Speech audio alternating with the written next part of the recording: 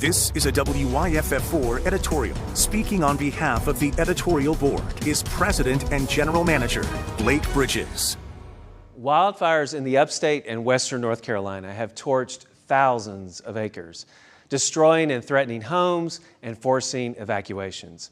The fires so large you could see and smell them from miles away. It's one for the record books. The Table Rock Complex fire is now the largest wildfire in upstate history that passes the 2016 Pinnacle Mountain Fire that grew to more than 10,000 acres.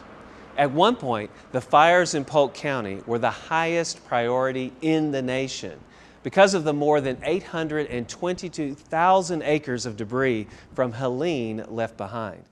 That debris, combined with gusty winds, caused trouble for firefighters trying to contain the flames. But thanks to help from the air, from across the country, and some much-needed rain, they're making progress each day.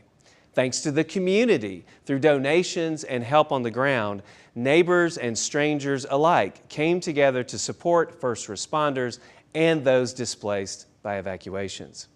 Collection drives, volunteers working tirelessly, and countless small acts of kindness have made a world of difference in the recovery effort.